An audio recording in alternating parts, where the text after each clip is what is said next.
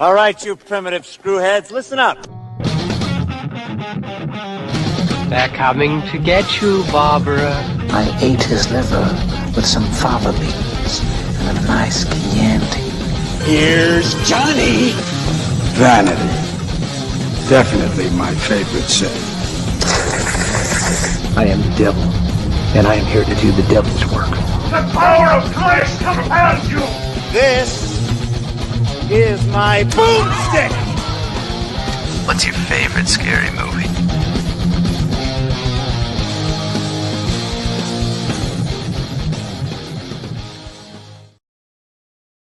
What up, horror heads, and welcome to Shiver, a horror movie podcast.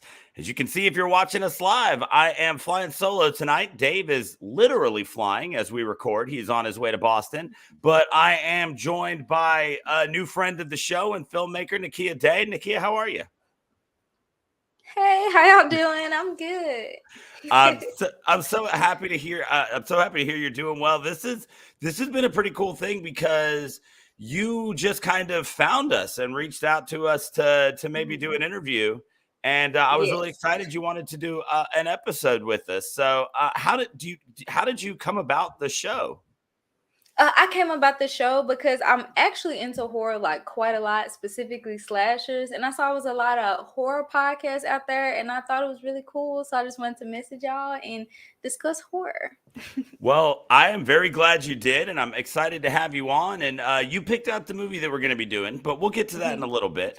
But you reached out to us starting off because you wanted to talk about a film that you're currently making, Chosen by Random, right? Yes, still chosen by random. Yes. And so tell us a little bit about your movie. What type of movie are you making? We're making a slasher because like I mentioned before, slashers, like I grew up on them. I was like 12 and 13, just binge watching, even though I shouldn't have. So please don't panic. I'm not or anything, but I just really invested into the stories of horror. Like it was all about just like coincidence, really. Like the first horror movie I remember watching when I was younger was Halloween, and I really invested in like the characters and their stories and what was really happening. So it wasn't really like the scary part. It was more of like, I want to see if this protagonist is going to survive, or I want to see who the heck this guy is, or why this is even happening. And I just went down this whole rabbit hole of slashers, and that's how we got here. There are a lot worse ways to start off your slasher journey than with Halloween. You know, I mean, if you start with John Carpenter, you've started somewhere good, right? Like it's a great place to get going. So your movie, exactly. So your movie, kind of tell us a little bit about it. Like, I mean, you know, obviously don't give away anything too much, but what's your movie about? Our movie is basically following our main protagonist, Carmen. She's working at a record store right now, and she's closing up for the night. And her friend comes along named Zion. They both had experiences with the slasher named Random. That's our slasher named Random. And they both had experiences with him. They survived him from before, and they thought like the turmoil and the trauma and dealing with him, they thought it was all done. And he was like, no, like, I'm not going anywhere. And he's coming back for them. And basically this short film is about them trying to survive the night and survive their shift going against Random. So from watching the trailer that you guys released on Instagram and some of your stills and stuff like that, it looks like you've gone very Friday the 13th too, with like the mask, like you've got like the bag style mask.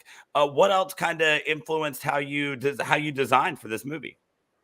So basically the movie that we chose today, The Town, Sundown, Halloween, and like you said, Texas Chainsaw Massacre. I really pulled a piece of it from a lot of different slashers because originally this is technically a sequel. The first short film that we did, it was called Faithful Witness in the Middle, and there's like a clear homage to like classic 70s and 80s slashers. It was like at the cabin and in the middle of the woods, and he still has sort of the same look, except it was like a potato sack instead of just like a pillow case mask. So I really pull all the inspiration from every single slasher that I've watched, because I found a piece of something that I truly love from every single slasher that I've watched, no matter what anybody else said. I was like, no, I like this. Like, I invested in this part, and I really wanted to just really represent them. But this go around, I wanted to have Random be a bit more original, because you could see kind of like the pieces from the first one, but this sequel, he has more of his own feel and vibe. So it was really just like, I give all the credit to all the slashers that I've ever watched as a child. Okay, so you've mentioned Texas Chainsaw Massacre, starting off with Halloween. We talked about how the mask is very reminiscent of Town That Dreaded Sundown, Friday the 13th too. So as you're looking at your slashers, and you're such a big fan, like, I'm not going to ask you to like rank a top 4, but I mean, just kind of who are some of your favorites? I know you started with Michael Myers, but just some of your favorite slashers. Icon. Yeah. Michael Myers, the Icon, is number 1. Okay. Not moving it is no debate. Michael Myers is number 1, and then Leatherface is number 2. Number 3 is Jason, and number 4 is Scream. I really like Ghostface. Okay, I see. Like, you were sticking real close to my top 4 there. I got nothing against Ghostface. I just my top 4 kind of slides right along those same lines. I maybe throw Freddy in there. It's kind of debatable as to how that stacks up slasher wise. But no, I can see that. I haven't caught that new Scream yet. I do enjoy them, but I haven't watched the newest one yet. You gotta watch it. I really like it. I miss Sydney, but I really like it.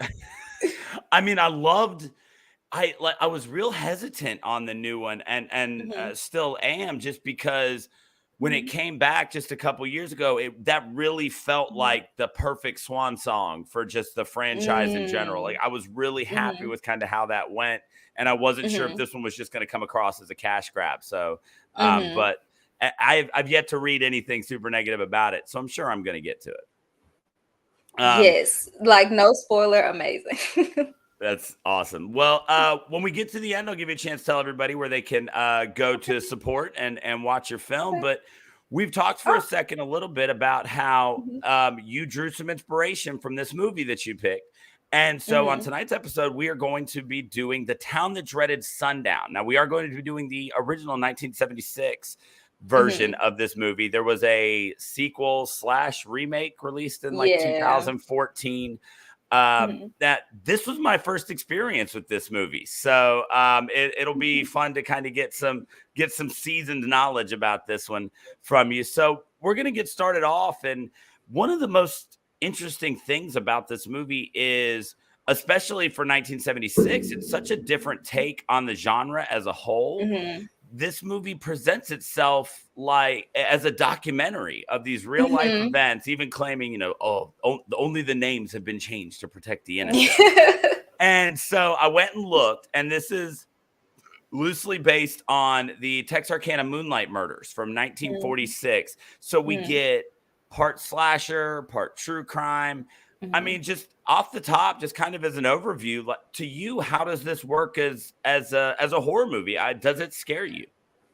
Honestly, yes, because as hopefully a very awesome director for the future, I like it because of its realism. It is so real, from the kills to how they present him to how everybody's trying to catch him, and everybody's like, no, like, the way that he goes about his kills, like, it's I love the realism of it. I love the documentary style, because even though I feel like for like slashers, as in like Friday the 13th, I feel like the pacing is different, which I feel like is the reason why I went under the radar, because it felt so real. And at the time, I feel like people really wanted to just enjoy it and wanted to see characters that they didn't like because they weren't smart get killed. But this one, they was like, no, we want you to feel bad, Right. like, because I do admit that the movie does have a bit of problematic things in there here and there, but outside of that, it's like it wants to really push forward that he's the bad guy. Like, we don't want you to be walking around saying, look at me, I'm the Phantom. They want the opposite. And it's like, it makes you uncomfortable to even sit there and watch, especially since it is based off of something so real. It kind of puts you in the real world. And I actually like it, because that's where true fear comes from to me. Yeah, I was I was interested in this because as I was reading it, as I was reading just kind of the descriptions, I kept seeing documentary style, documentary style. So I was trying to figure out what does that mean. So it starts off, and like I said, it gives you the whole based on true events thing. And I was thrown off by the pacing initially Mhm. because it does but then the more I watched it, the more I was sucked into how this pacing is what set this mood of realism. Mhm. You're watching a slasher movie, you're so used to just being on the edge of your seat, always wondering what the next cool thing that happens is going to be. Whenever Mhm. watching Friday the 13th, it's like, I know he's not that far away. I can't wait to see what window Jason busts through and how he gets them this time. So, but Exactly. this one, the pacing ended up setting this mood that allowed you to be engrossed in how real it was. Like Mhm. that set a different tone of terror that I wasn't Mhm. ready for. And it took me about half the movie, honestly, to really appreciate because I kept Mhm. finding myself just like not really appreciating the downtime and some things like that. But I do think that ultimately this movie does scare because they do so much to set up how realistic this Mhm. town is. And this, yes, it's Texarkana, but this could be anywhere USA Mhm. in 1946. They, Mhm. they go, it sets this mood that makes you realize there is no suspension of disbelief here, Mhm. which is it's so easy to separate yourself from a Jason or a Michael Myers movie Mhm. because they are presented as these superhuman entities Yeah, that can just do anything and they can't be stopped. exactly. One of the things that was so scary about this movie is the fact that this is obviously just a human man who Mhm. is outsmarting the people who are out to get him. He doesn't Mhm. have any sort of supernatural strength or speed, Mhm. anything that's going to keep him from getting caught. He's Mhm. just outdoing them, which Exactly. that really at first I was kind of disappointed in that because I really when I first watched this I really thought that the documentary angle was just I figured it was just a gimmick, and I didn't Yeah. realize that they really were setting me up to tell me this story of something that kind of really happened. And Mhm. so once kind of all of that settled in with me, I did start to appreciate how scary this movie really is. So I really enjoyed that. I think that this documentary style is something that it should I would like to see it explored more because it Mhm. scratches a lot of itches, right? Mhm. We true crime is on top of the world right now, It still has is. been It forever. is. And this is something that appeals to your true crime fans. There's Mhm. enough gore and violence and suspense to appeal to horror Mhm. fans. And And so also, I'm sorry. oh no, you're good. Go ahead. And also, I feel like it does that without technically kind of putting real people at the forefront, because I feel like they can kind of be a bit harmful to constantly remind the people who went through it, like of the same traumas. But as like with the Sundown, it went the route, like you said, it'll scratch a lot of itches without giving somebody else a rash, if that makes sense. I know I get that. That makes sense. And it's interesting that you mentioned that because while I was researching this movie today, I found out that there was Mhm. actually somebody who sued the creators of this movie over the Oh. presentation of one of the characters. So in the movie, there is a character named Emmylou Cook. And Mhm. in real life, she was based on a real life woman named Polly Ann Moore. Mhm. And the brother of Polly Ann Moore Mhm. actually sued the creators of this movie because in the movie they say that Emmylou Cook is a high school dropout with loose and low morals. Oh. And the real woman was like, she graduated high school at 16 and was like top of her class and was not any of these things. And Mm. so they ended up losing the case, but it is an interesting idea to to think about that fact of, does creating something like this bear the potential to open those wounds and make it constantly seem fresh to these people who actually had to live this? What's also very interesting about that is Texarkana has finally come around and embraced this movie as part of their culture and does like midnight showings of it. And it's like, it's just a thing to do in Texarkana. It's like, hey, what do you do? Oh, well, let's go catch Town That Dreaded Sundown. You know, they're showing it tonight. And like they sit around and they kind of celebrate it because it's one of the few things that has brought their town to light as something positive. And then don't quote me on this, but I believe in the reboot/remake of this one. That's actually what they do in the movie. Like they host on one of the parts, they host a viewing of the old one. So it's kind of like combining like real life and fiction a bit, because I saw that and I was like, oh, like, you know, I was like, oh, okay, this is where we're going. That's why I was like, reboot, or like, that's why I was kind of like, oh no, is it like a sequel? Like, so. Yeah, Wikipedia listed as a sequel, but I guess sequel doesn't really quite stack up if you're establishing a universe where this movie exists as a movie, right? Like it gets very meta in that scenario. It's like how in oh, knock the mic. Sorry.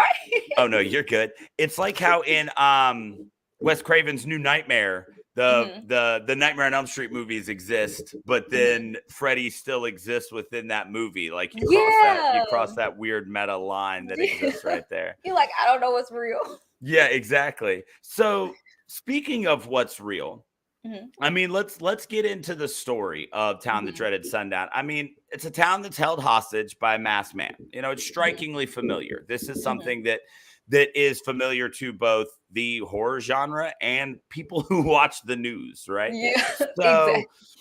But it's different from your basic slasher. So the story that's presented here, do you think it stands well as a feature film? Like, do you think that they did a lot to keep this movie, to make its runtime feel fulfilling? Like, did it hold your interest?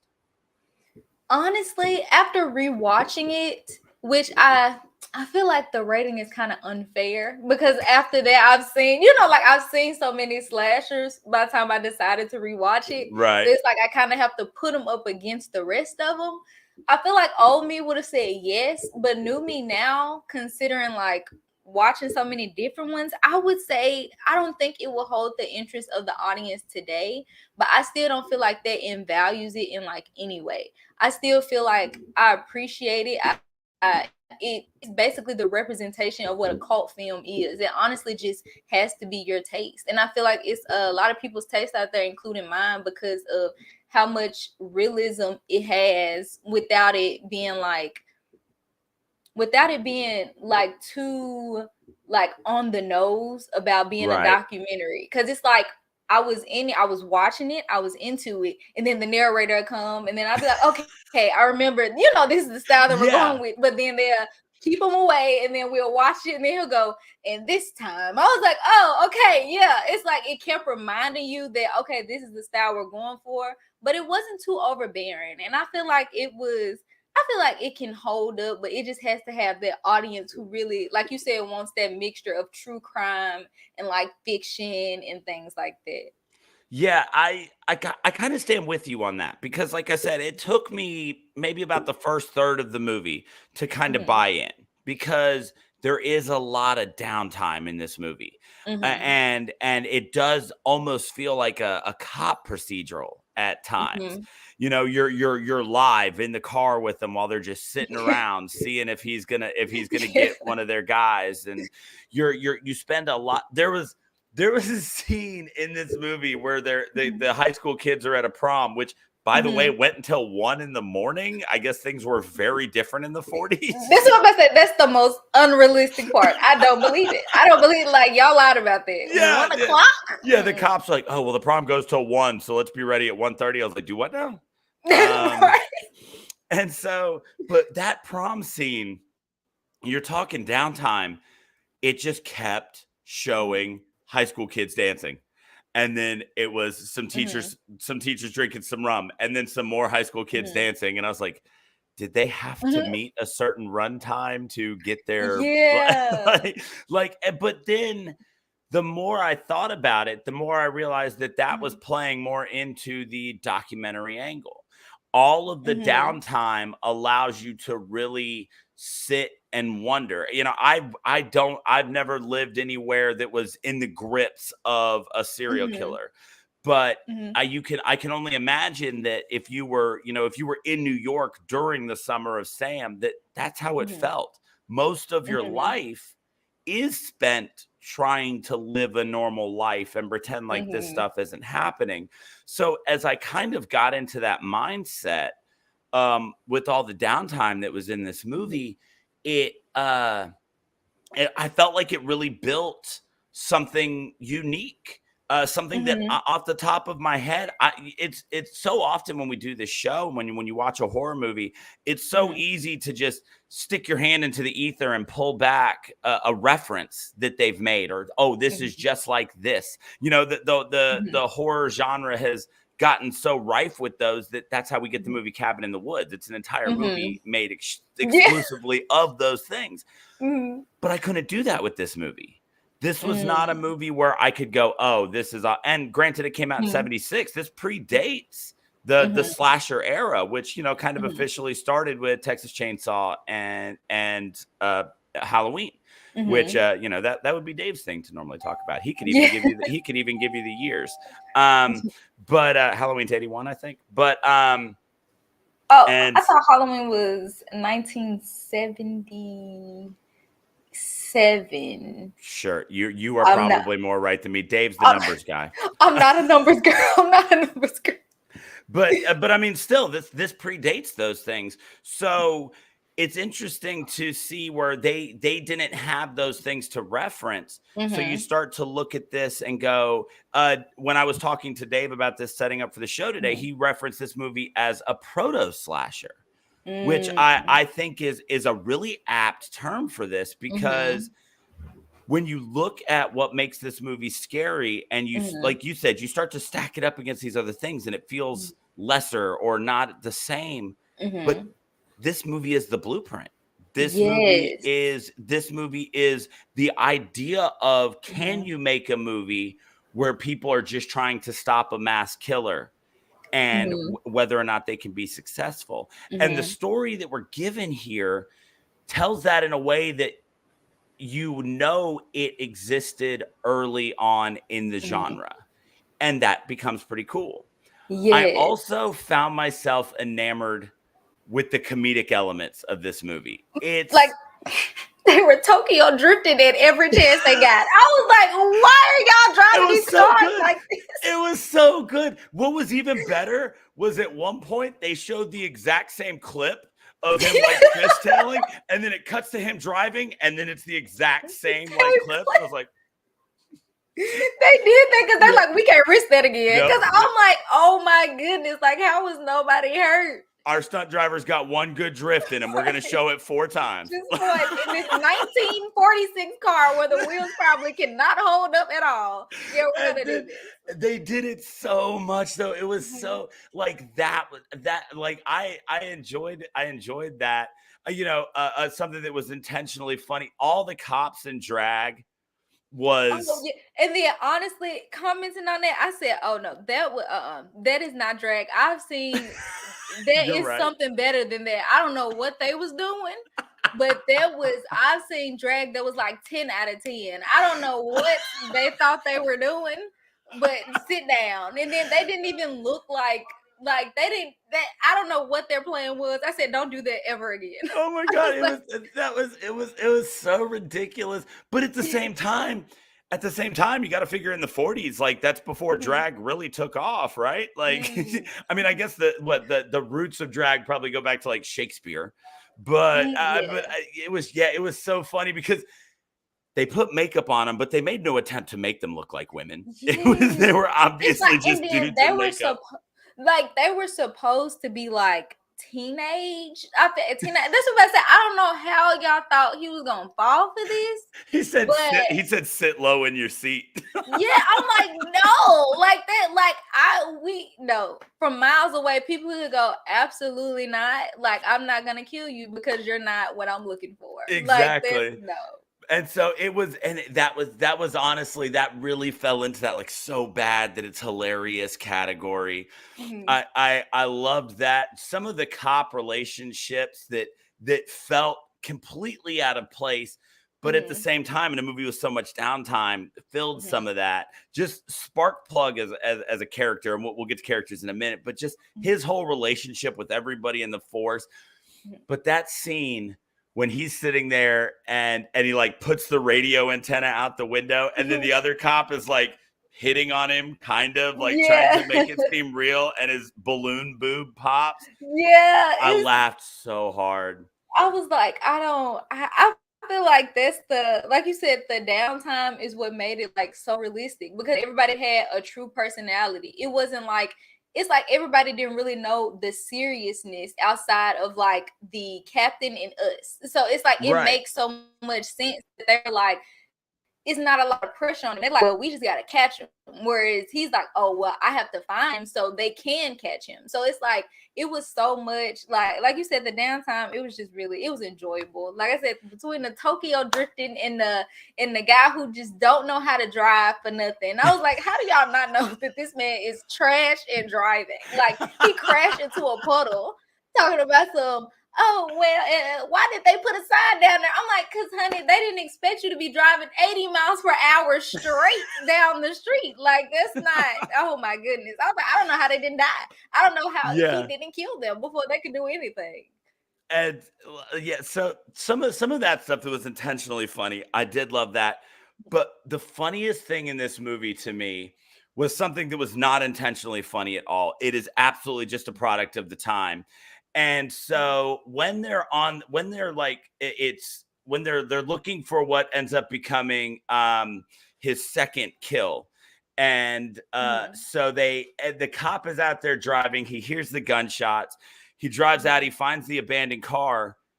And it's supposed to be nighttime. He's outside of his car with a flashlight, and it is quite obviously at latest evening. Like shadows from the trees, just completely evident on the ground, and he's still selling the crap out of it. Out there with the flashlight, shining it around, like he can't see a thing. And it was, I was laughing so hard, and I was like, I know they didn't even mean for this to be funny, but that killed me. Then they had it like pouring rain, and I'm like, stop. I was just like, okay. And his little hands on like the small steering wheel while the one wiper just goes real fast, and it's that extreme close up of just the windshield. Like, those are the types of things that I love going back and finding and remembering doing this podcast. When we go back and we do some of these grindhouse style films that came out during that time that are products of their budget and of their time. I mean, you look back at this movie, and it was made it was released in 1976. Let's say it's made in 1975 for $400,000, which, inflation makes that a lot more, but still, even with inflation, the budget for this movie was nothing. And so it's so great to go back and see them tell a compelling story and to get me sucked in, because when it first started, I did not think I was going to be into this movie. Yeah. I really thought, I was like, I don't want to be the one to dunk on this movie tomorrow, but I feel like it might happen. But as it just kept going, that part of me that just loves and appreciates this style of horror film just kept breaking through a little bit more. And I found myself not crapping on the idea of some of these low budget things like the flashlight in the daytime and stuff like that, and just enjoying it.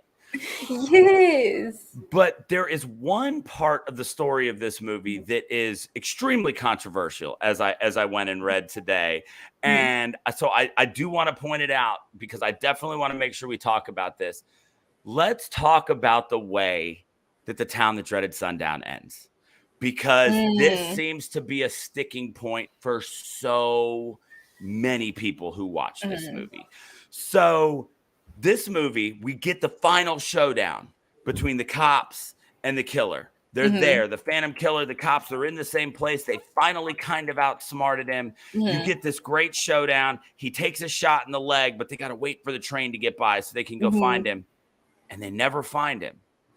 And we get the voiceover that says, some people say he got caught for something else and he's still in jail. Some people say he drowned in the swamp. Some people say he could be in the theater right next to you. You know, like they do that whole thing. And they show shoes. Yes, just the shoes. How do you feel about the end of the movie? I love it. Okay.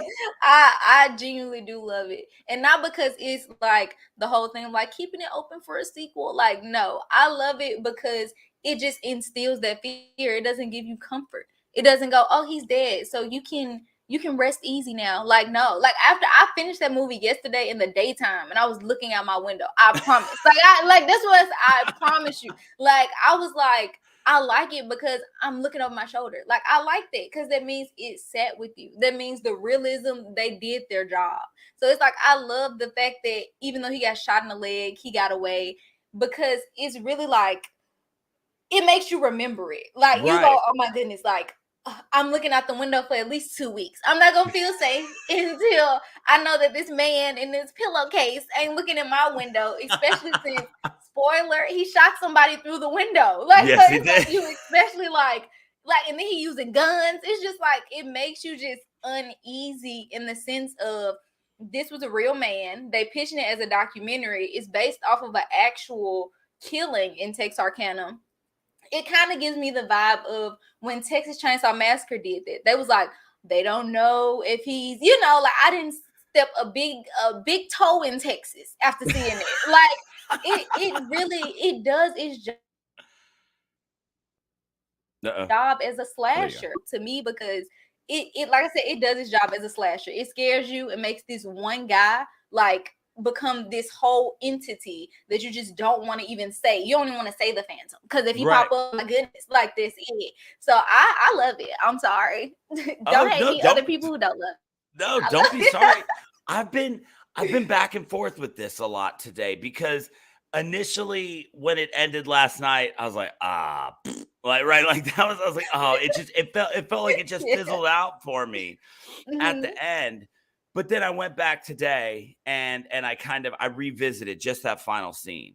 And I looked at the way it was shot, and just some of the artistry that was used in that, and just those long shots of the swamp, and just telling you about what the Texarkana swamp's like, and it swallowed up, better men than him, and they give you that whole thing, and then you get the shoes in line, and I was like, maybe that is scarier, right? Because there is a sense of catharsis that comes from watching Michael Myers take 4 to the chest, right? In this day and age, he's going to be back, but you at least get that moment where you can breathe a little easier, because somebody dropped him. You like, he got to heal. Exactly. He needs some time, but you don't get that here. So for a movie that constantly instilled this sense of dread about what this would be like, the more and more I thought about the ending of this movie, the more I appreciated that coming out 30 years after, you assume that a guy, to be able to do this, a guy would have to be in decent physical shape. So let's say at most the Phantom is like 35. And so this movie comes out 30 years later. Why am I getting scared? I'm sorry. Yeah, exactly. This movie comes out 30 years later. You're in the theater watching it going, it's not outside the realm of possibility that this dude's still alive. I live in Texarkana. If this guy's still here, I could have run into him at the grocery store.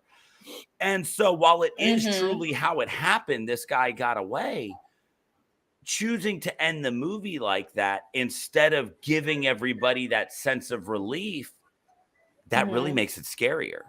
And I can see where it's upsetting to a lot of people because they desperately wanted that. I can also respect the shit out of the idea that the guy who set out to make this movie took one last shot at scaring you. Mm-hmm. And that's really cool. Just to relentlessly try to terrify. We always have the conversation on the show about the difference between being startled and being scared. The ending of this movie focuses on being scared. This is the type of movie where when you go home, every step between your car and the front door, a stick cracking, just something falling in the distance. You notice all of that because you're in that heightened sense of alert. And the ending is what sells that. So yesterday I was ready to talk trash about the ending of this movie. I was, because Dave had given me the heads up, and he was like, it's got either the best or the worst ending ever. Like, I can't wait to hear what you have to say. And it ended last night, and I was like, can't wait to tell him it's the worst ending ever. and then as the day went on, I was like, no, that's scarier. And it's a dedication to instilling fear in people that's really, really cool. And end of the day, I can't take anything away from them for taking that extra step. And like I said, but still giving a little bit of relief, because you can choose to believe that he drowned in the swamp, because that shot he took to the leg took him off his feet. It was obviously, a good hit. It flew. He went up. He did. And it was a great shot too, like underneath the train, like the moving train. Like, I'll give it to that guy. It was a hell of a shot. But so it's very choose your own adventure, right? It's like, well, how well do you want to sleep tonight? Do you want to sleep thinking that the cops win and this guy doesn't get away?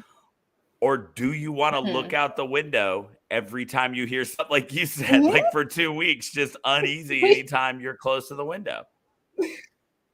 Like, yes, so, I'm sorry. No, go ahead. Like, I completely agree with you. Like you say, it's like a choose your own adventure. And like you said, I commend it, because I feel like a lot of people don't really want to. I wouldn't say a lot of people won't want to risk it, but it's like you still want to be able to give the enjoyment of a movie, because that's the main purpose, is entertainment. You don't want anybody leaving with any type of bad emotions or bad feelings, but it's also about like experience, because if that's lingering, you're going to keep thinking about it. Like, you're going to keep going, oh, remember I watched that movie? Oh, I just never should have watched that movie. But we all know we're going to go back and watch the movie anyway, because it's like, it still gave us like this. It's kind of like Halloween. Like, you go into a haunted house, you get scared. You're like, I'm never coming back. But you come back anyway. But like, you always go back. Exactly. So like you said, I commend it for going ahead, especially at a time where it wasn't really any slashers. Like, you are the first, you are the prototype, and you risk leaving people going, like, I don't think I like slashers. If they're going to be this real, I don't think I like them. I didn't even think about that element of it. Like, when you're establishing a genre, the idea of creating one that's so scary that you don't set anything up for the future is really, it's a bold move to choose to scare people rather than create a path. I mean, now, granted, obviously the path was created and these movies kept coming, but at the time that wasn't the idea. I also loved how you brought up that it obviously wasn't just setting it up for a sequel, which is what, everything's looking to be a franchise these days. But that wasn't the idea there. This was really just to keep it scary. And that's really cool. So we'll get back to the Phantom in a minute. But before we do that, I want us to look at the characters in this movie. I mean, we've got a real tight cast here. There's a lot of bodies in this movie. But as far as characters who actually say anything or have any play on what happens, we got a real small window of people, which leaves not a lot of room for error. So, I mean, good ways, bad ways. Who did you walk away from this movie remembering? Well, I walked away remembering Officer Ramsey. Yes. Because even though he once I believe it was Long Ranger or Detective Morales. Yes. Even though Captain Morales, he came in, and of course he led. So Officer Ramsey didn't really get to say much, but I guess it was just like his presence, because he held it down before Captain Morales came in. Like he was the first one to pinpoint that this was a serious thing. He was like, oh shoot, like he was the one, like you said, in the fake dark, in the fake night, going, I got to get him. You know, like he was the dedication that really pushed forward like the movie. So I say he stood out the most. Yeah, I agree. I liked him a lot. He did so much as that, you know, just he was the hard-boiled detective of, you know, of like small town Texas. Yes. I loved Captain Morales. I mean, Captain, just as soon as he gets off the train, I was like, this man looks like Boss Hogg from the Dukes of Hazzard, and I'm here for it. Like, he was. I love that they set him up with this idea of, you know, he's the roughest, toughest Texas Ranger that's ever been, and so you expect a cowboy to get off of this train, and he gets off in his 3-piece suit, and it's all white, and it's like, okay, like I see you, Captain Morales, and he's always got his cigar, and he's just a take no shit guy. Yeah. And I loved that. I loved how he was so upfront with how ridiculous he thought some of these people were. I love how he was a dude who made a plan and just stuck to it. He was like, this is what we're doing. Everybody shut up and listen. You know, and it really played into, like I said at the top, that cop procedural angle of this, because the two of them were very much characters that you would take from any sort of cop movie. Those are the two guys you'd find, the small town guy who needed some help, and the big national guy who's going to come in and save the world. And then they both do their part, and there's a little buddy. And those two guys are absolutely what carried this movie. They're the ones who made that downtime bearable, because you found yourself interested in what their plan was. And you found yourself wanting to know what their logic was for what they were setting up. So those two guys were great. I did love them. But man, I mentioned him a minute ago. I would be remiss if I did not take a second to just talk about Sparkplug. I mean, come on. Yes, and then I'm sorry, and then you mentioned, I'm not gonna lie, you mentioned Dukes of Hazzard. I've never seen it, but I still understand like the prototype of the cop duo that you were talking about. Right. And like you said, Sparkplug, he was a character. Like he was my number 2, because honey, what are you doing? It's like he always doing something. Like he always just like cussing out like people. They're calling to you for help. You like, that's it. I'm finna in a cop car. I'm coming down there. Like, and I'm gonna shoot your dog. Yes, like you can't threaten to shoot someone's dog. Are you crazy? It was just like he was just all over the place. That I don't understand how he didn't get fired. Like I don't understand how he didn't get put on leave. Like what is going on? He was the Barney Fife of the Texarkana Police Department. Like he was absolutely just Don Knotts, but in Texas. And it was, and you know, it's always a real razor thin line on throwing comedy into something that's not a horror comedy. And you've got to have somebody who's going to play it well and not screw the whole thing up. And I mean, the guy just he pulled it off.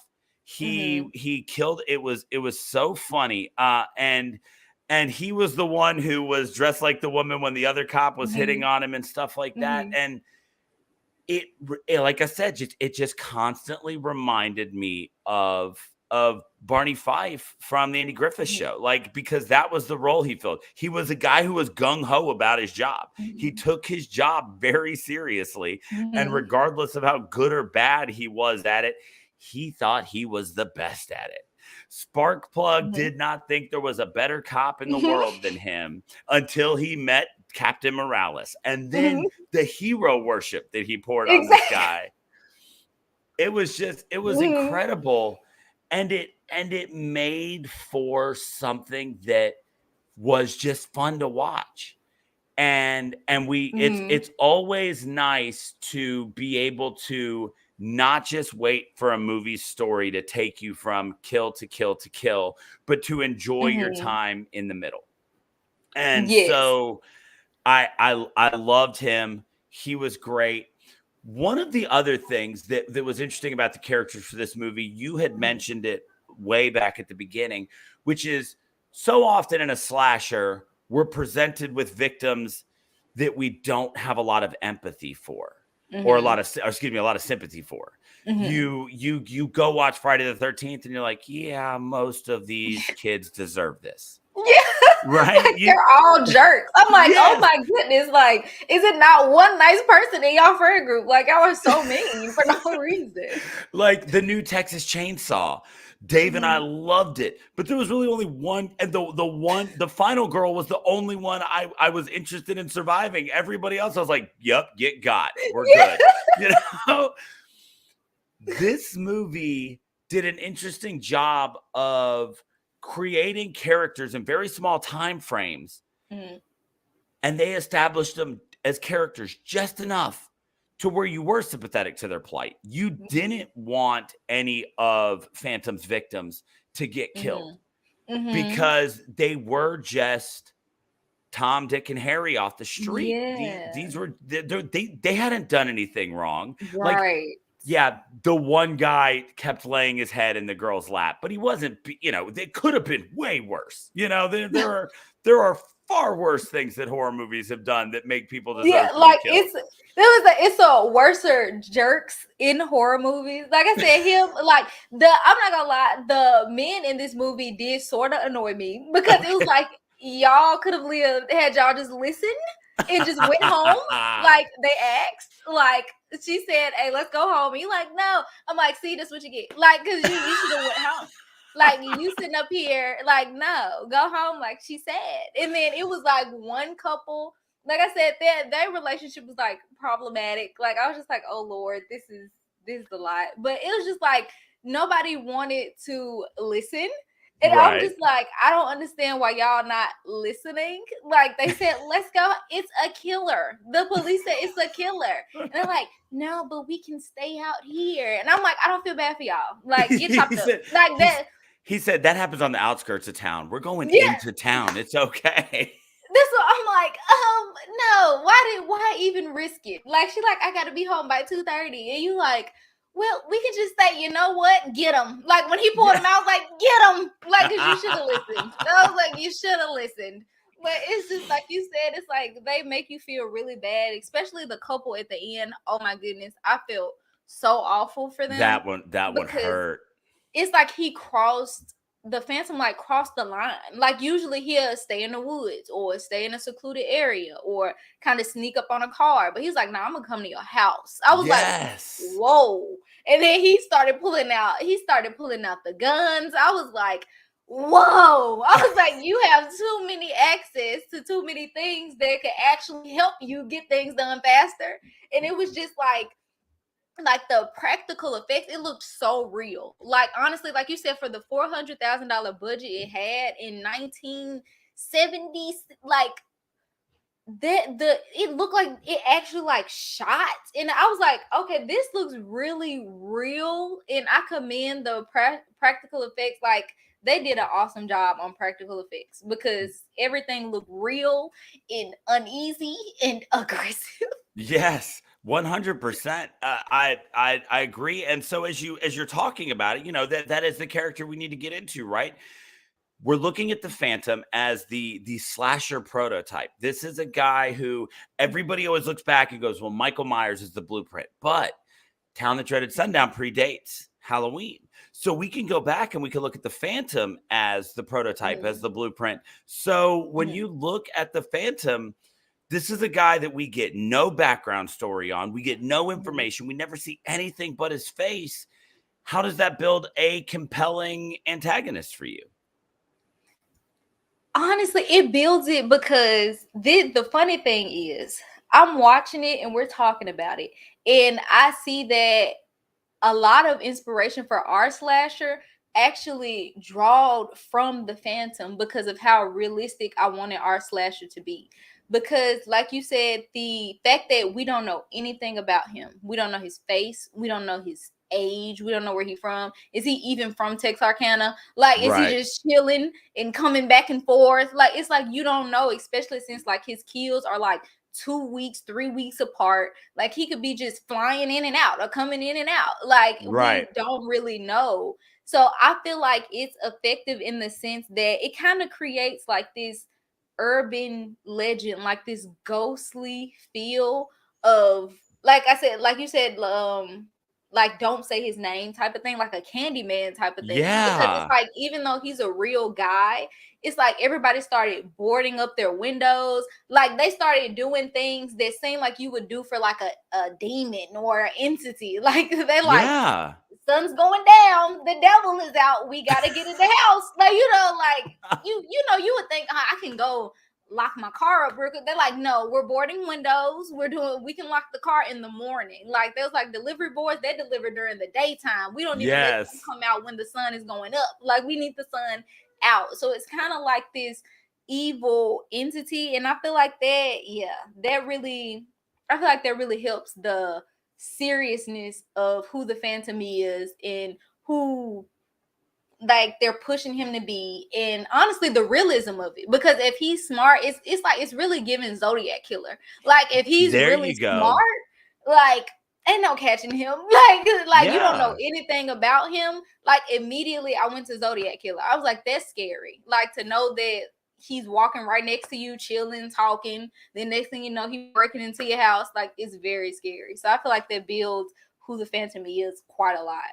Yeah, I could not agree with you more. It's a very that again builds towards the realism, especially when you look at the idea that we don't see how it ends. So we would have, if based on a true story, he maybe got away, we wouldn't have any information on him, which, like I said, I referenced the Summer of Sam earlier. If you're living through that, if you're on a college dorm when Ted Bundy, before people knew it was Ted Bundy, is out there ravaging these places, that's the way you're living. You just know that there's somebody out there killing. You don't know why. You don't know who they are. You have no reason to feel like you might be safe. And so that builds part of the terror of this movie. Is we as the audience aren't given any sort of omnipotence into this guy's background. So often, as a slasher franchise continues, the movie where they reveal why they are the way they are is the one that always sucks, right?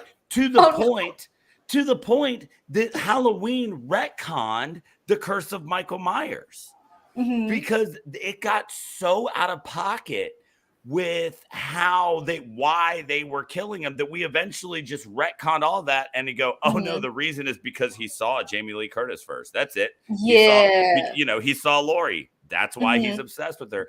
And something that simple made it much scarier than when we had this whole bizarre and ridiculous explanation. Having nothing is even scarier.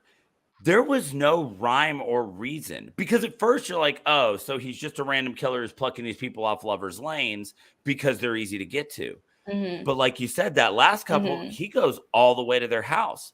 Suddenly, motive, rhyme, reason, all of those things are thrown out the window. And it gets even scarier. It establishes this idea that there are people out here, similar to when we did The Strangers a couple weeks ago. There are people out here who just do this to do it. And that may be all we ever know about them. And so not establishing any of that stuff, never showing us his face, that is compelling. That is great. I don't need a reason to sympathize, empathize, or care about the Phantom. I don't need those things. I want to be scared of the Phantom. I don't want a reason to go, well, he and I feel like childhood. Go ahead. No, go ahead. Yeah. And I feel like that's one of the main reasons, like you said, that I really, not like you said, that's one of the main reasons, like I said, that I really liked the Phantom, because oh well, now we see why he healed, like Jason Right. healed. Honestly, it's not that he killed all of those people, but it kind of gives this validation of they let him drown. Like he probably just kept getting Yeah. triggered and going back to, you are the camp counselors that let me drown. And it's like, Yeah. no, like the Phantom Killer is like, because I want to. And he does it in the wildest ways, the most different ways. So it's not like he just stick to one way of hurting people. He just like, nah, I'm gonna do whatever comes to my mind at the moment, you know, like whatever I feel like is cool. And I feel like that is really scary. I feel like to give a killer a reason, we slowly start to like empathize with them, and then we slowly start to go, I mean, these kids are jerks anyway, right? Like, you know, like it's just like, let's just see where this goes. And it's just like, no, like we need to not like this person. Like no matter how jerky the kids are, we need to not like these people. Like, so I, like you said, I completely agree with not giving the killer a background at all, like no sympathy.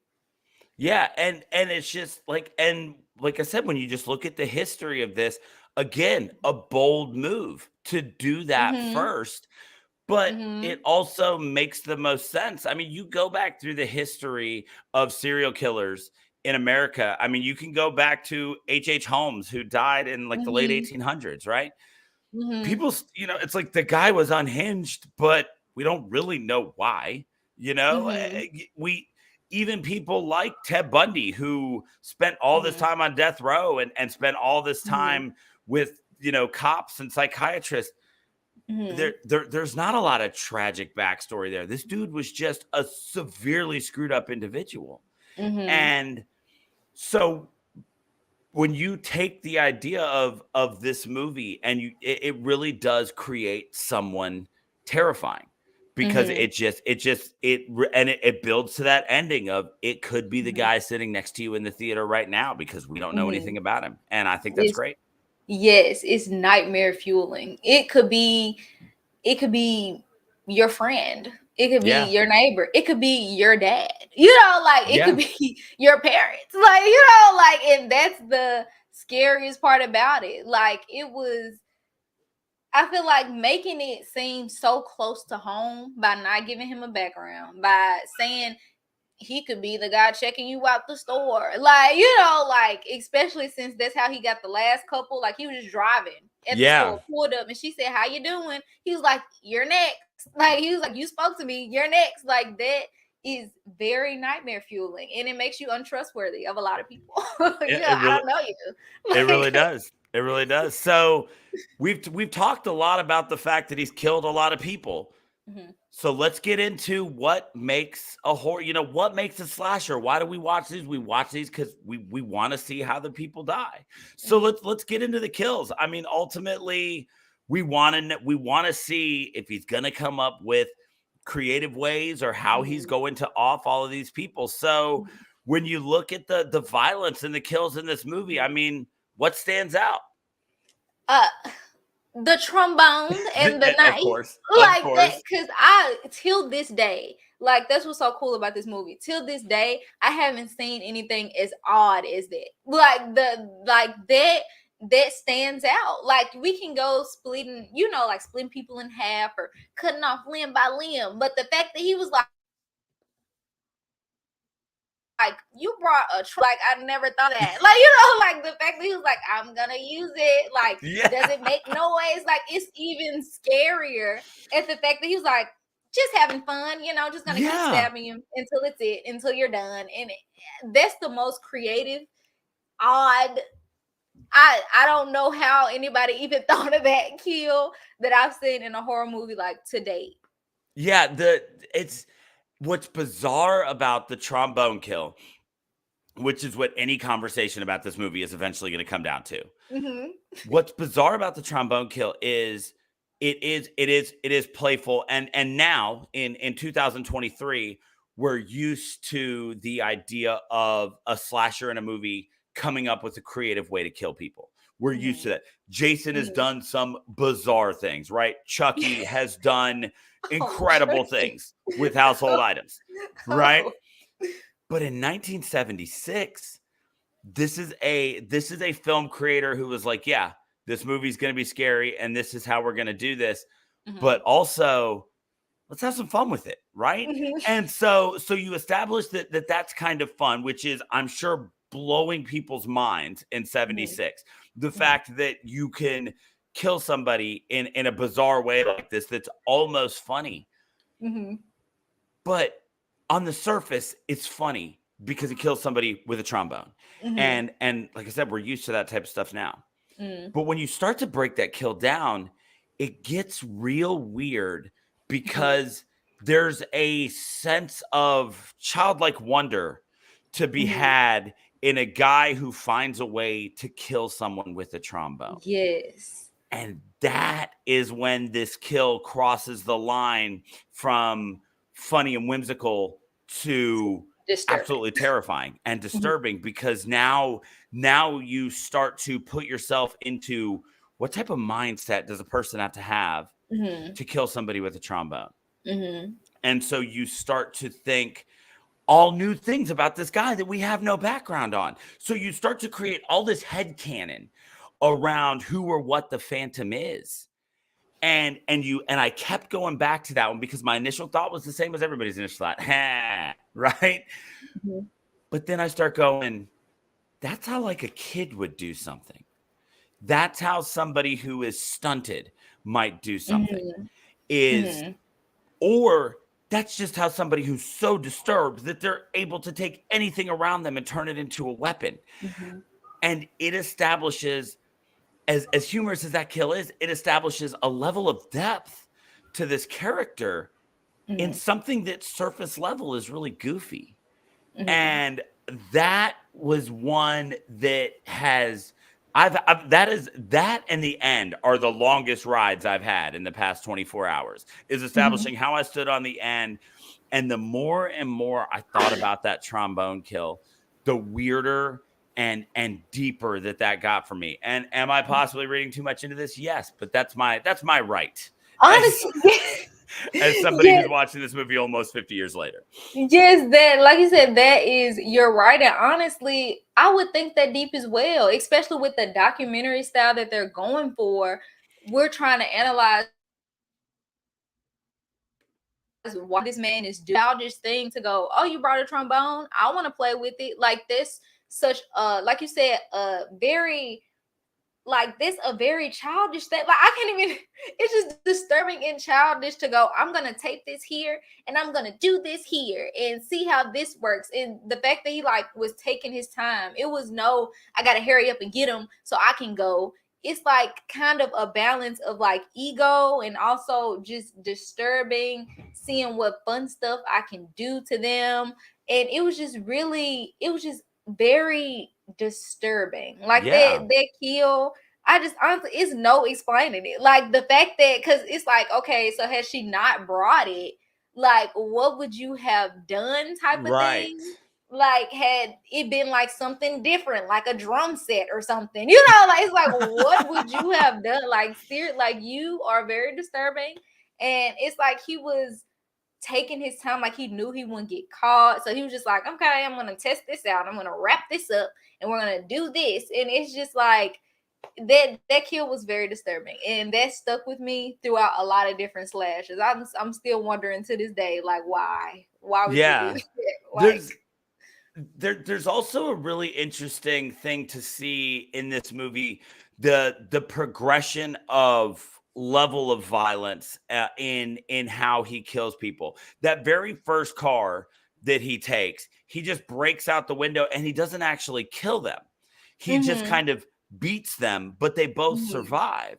And you see that he's just got like some sort of, like heavy stick, and it looks like maybe he's got some sort of wire or something in his hands for that very first one.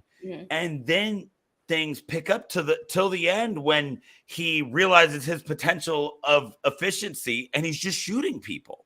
And that's again, if that is coming from the real story, that shows an escalation of violence in it stopping being something that's real angry and almost playful, like trying to get in the door, breaking the window out and dragging them, to something that's just efficient, which is I can stand here and kill you over there and we can be done. Yeah. So again, when you look at that and you look at character development of the Phantom throughout the kills, we establish that this is a guy who's learning and becoming more efficient and finding better ways to do this. You can only assume because it's racking his body count up faster. And so the violence in this movie does something that a lot of horror movies don't do, which is the violence in itself and the escalation therein tells a story. It tells a story of what a killer is really like in finding new and better ways to do this. When you go back through and the history of real life serial killers, while the MO may stay the same, there does develop a level of efficiency because they get better at what they're doing. You go back and you go back and you look at BTK, you look at the Chicago Ripper. When you look at these people, they kept doing the same thing, but they got better at it.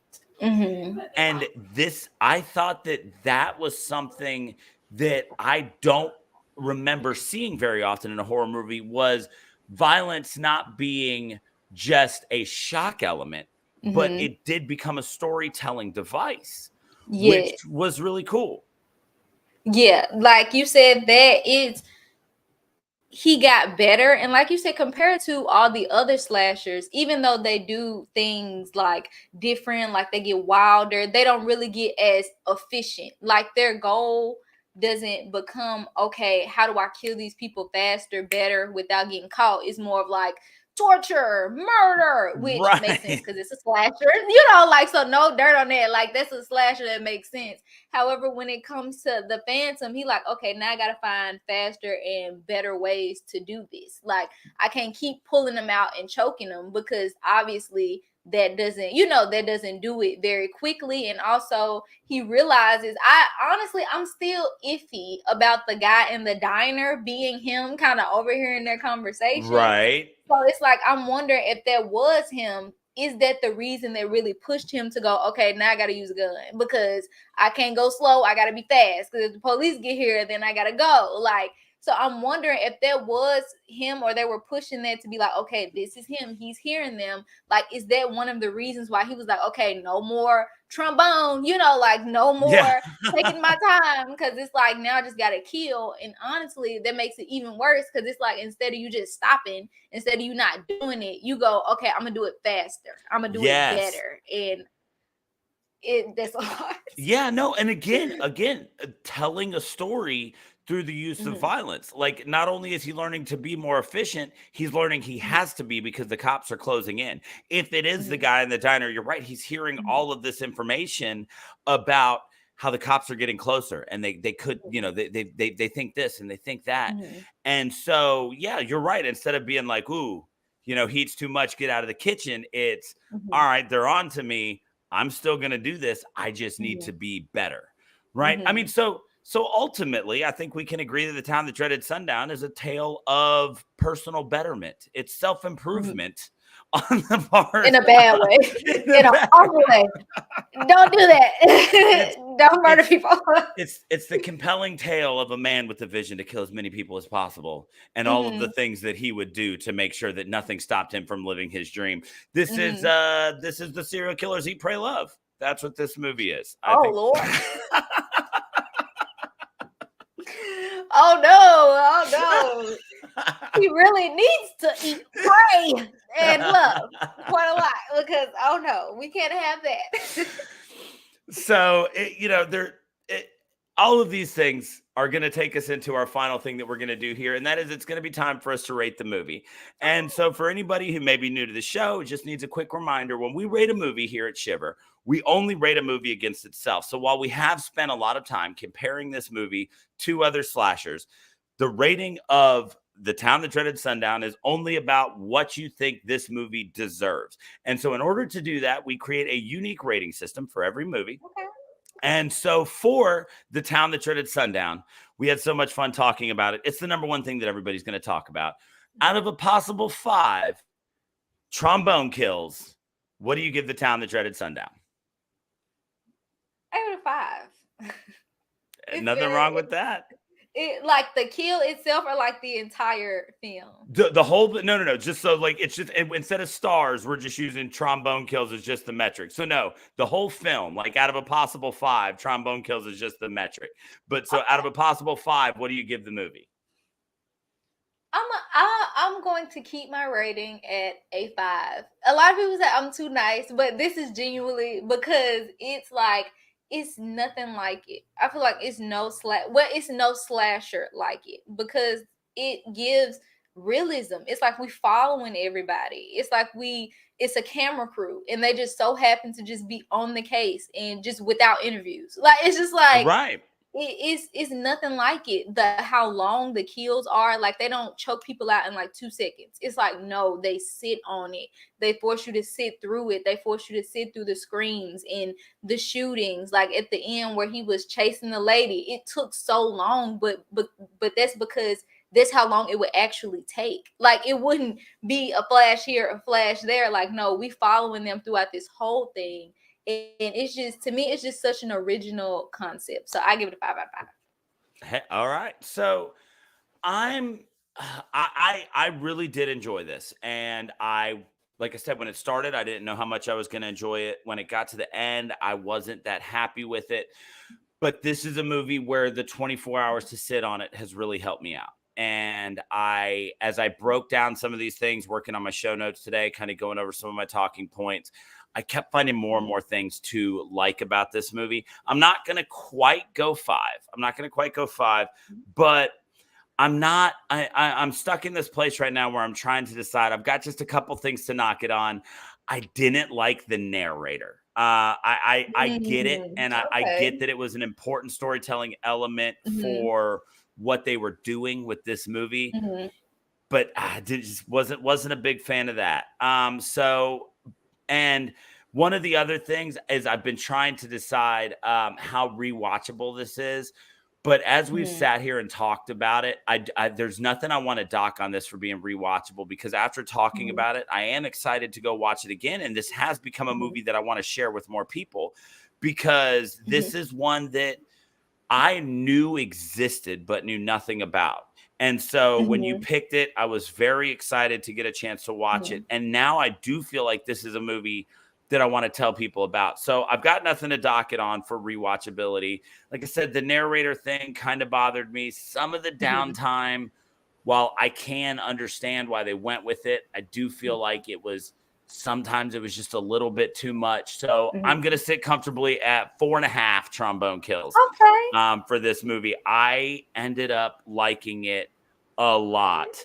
And so I'm going to go 4.5. And like I said, he is on a plane to Boston, but Dave made sure to text me his rating before we got this. So hot off the presses from Dave, he is going to give it 5 trombone kills. He said, not only is this a fantastic proto-slasher, it's also a great police procedural, amazing thriller, and occasionally funny when it needs to be. This is the kind of horror experience most horrors only hope one day to be. Where would we be without the town that dreaded sundown? I don't know, and I don't want to know either. I agree with you, Dave. Awesome analysis from the plane to Boston. I agree. So there we go. And so the quick math on that, 5, 5, 4.5. We don't do quarters. So the overall shiver rating on the town that dreaded sundown is going to be 5 trombone kills. So, hey, first time on the show, Nakia. You made a pick that knocked it out of the park. We have had people who have come on the show with their first pick and not done nearly this well. I have greatly enjoyed having you on today. You have been fantastic. Thank you so much. Tell people about how they can support and go out and watch Still Chosen by Random. You can go out and support and watch Still Chosen by Random. It comes out this fall, but right now we're currently raising funds to be able to finish out release. So you can go to stillchosenbyrandom.canva.site, and it should be there for y'all to check out. We got trailers, we got promotional stills. We also have a breakdown of how Random came to be all the way up into the first one, its predecessor, Faithful Witness, in the middle. So you get the drawings, you get to see a whole bunch of cool things. So you can find it there. Excellent. And so if you are interested in that, make sure you head over there and support her. And make sure you head to shiverpod.com, where after this episode goes live, we will have a link over to the Still Chosen by Random, so you can see you can see everything there. We'll put a link to that up on shiverpod.com, so you can find the link to that. You can also find the link to all of our social media. Oh no, go for it. No, I'm sorry. And I was like, now I do want to say that, like you said, suggesting the time that dreaded Sundown to people, I do like to give just like problematic things, like trigger warnings and stuff. Like it does have some things in there that I feel like can be a bit triggering and problematic watching it, and especially in today's time. So just consider that, because I watched absolutely. it and we have the conversation on here all the time about how sometimes you do have to just kind of watch something through the lens of when it was made while still keeping your current mindset. And so we always try to be very mindful of not crapping on something for doing that. But I do think it is worthwhile to mention there can be some things that would be upsetting to people, outside of getting killed with a trombone. So make sure you head to shiverpod.com, where you can get a link to everything related to Still Chosen by Random. You can also find all of our social media outlets. We are everywhere at ShiverPod. You can find us on Twitter, Instagram, YouTube, and Facebook. Instagram being our most popular way that we communicate with people. Or if you are interested, you can also email us at shiverpod@gmail.com. That's how Nakia got to us, and she got to be on the show. So if you're listening and you've got an idea for something that you want to do, you got something horror related you want to promote, shoot us an email. We'll give you a chance. We love to meet new people. Nakia, you've been awesome. I hope this movie blows up for you. I hope you do some great things. I appreciate it. Thank y'all so much for having me. I had so much fun.